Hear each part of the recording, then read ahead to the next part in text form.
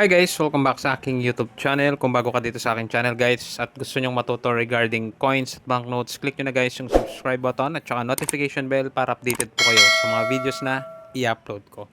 So ngayon guys, i-share ko lang sa inyo itong mga Singapore coins. Ayan.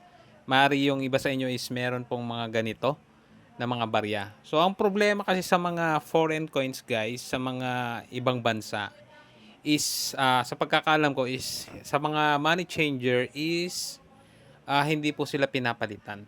Bihira po akong makakita or halos wala yatang nagpapalit ng mga coins. Pwede siguro guys doon sa mga may pwesto na gumagawa ng relo. Minsan po bumibili sila. Pero mostly kasi mga silver naman yon. Ngayon guys, sa mga ibang lugar po, gaya po dito sa amin, is pinapalitan po yung mga ganitong barya. Pero mostly po yung mga kilalang mga bansa like Singapore, Saudi, mga ganyan po, Taiwan.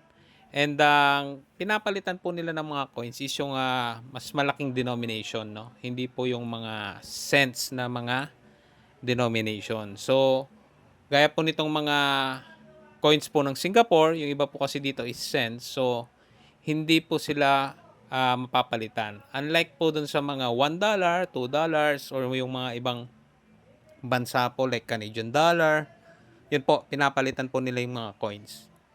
So, share ko na lang sa inyo guys, last time, nagpapalit po ako ng mga foreign coins dyan sa amin, no? Dito sa Pampanga. And mostly, pinapalitan ko po yung mga nabili ko na mga per kilo noon.